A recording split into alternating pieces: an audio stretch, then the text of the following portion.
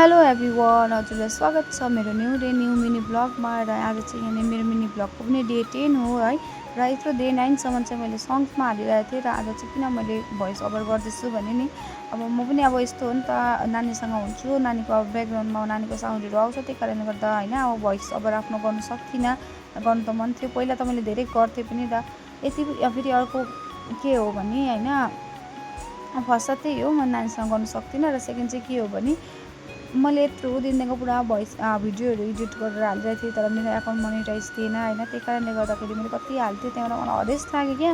सबैको नहाल्नेहरूको त मोनिटाइज भइरहेको छ, मेरो चाहिँ भएको छैन। यत्रो एडिट गर्छु टाइम निकालेर होइन, नानीसँग हुन्छु र पनि टाइम निकालेर म भिडियो फोटोहरू अब हालिरहेको हुन्छ। अब एउटा हाउसवाइफलाई होइन कस्तो अब हुन्छ नि, प्रब्लम त हुन्छ नि त, प्रब्लमहरू फेस गर्नुपर्छ होइन। अनि त्यस्तै अब कति प्रब्लमहरू हुन्थ्यो, र पनि मैले कति क्या अब हाल्थेँ क्या भिडियोहरू, होस् जति अब हुन्थ्यो आउँछ कि भन्ने, तर आउँथेन कि, त्यही भएर मैले अब छोडिदिएको थिएँ।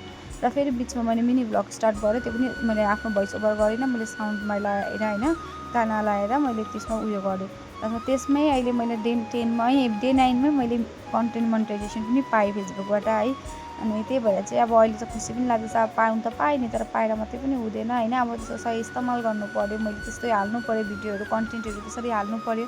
र अब कोसिस गर्छु जतिसक्दो अरिजिनल कन्टेन्टहरू हाल्नु होइन, अरिजिनल अब रिल्सहरू, अरिजिनल रिल्स त के होइन, यो भिडियोजहरू ब्लग्सहरू होइन म हाल्नु कोसिस गर्छु, किनभने नानीसँग अलिक पोसिबल हुँदैन थियो। त्यही भएर मैले चाहिँ पहिला बिचमा छोडि नै दिएको थिएँ। अब मोनिटाइज पनि थिएन, होस् है भनेर छोडिदिएको थिएँ। तर अब मोनिटाइजेसन भएको छ जब, त म कोसिस चाहिँ गर्छु होइन, अब 100मा 100% म दिने कोसिस गर्छु। र त्यति नै भन्दै होइन, आज चाहिँ मैले यो स्टार्ट गरेको मेरो भोइस ओभर गरेर मिनी ब्लग है। आज चाहिँ डे 10 हो। र चाहिँ हामी साथीहरू आएको थियो, आज चाहिँ मैले साथीहरूलाई पनि भेटेँ, एकछिन घुम्नु गएँ। म चाहिँ माइतमा छु, भोट लाउनु आएको, हजुरहरू पनि थाहा छ, मैले भिडियोहरू हालिरहेको छु है।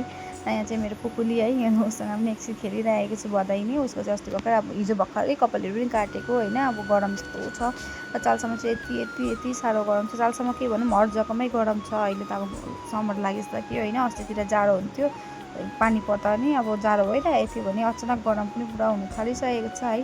र चेङमारीमा चाहिँ म चाहिँ चेङमारीमा बसेर होला, अलिकति यहाँभन्दा अलिकति कम्ती होइन, 5% 10% सायद कम्ती होला, त्यही भएर उताकोमा पानी लागेको छ, त्यही लागि गरम बेसी लागेको होला मलाई चाहिँ।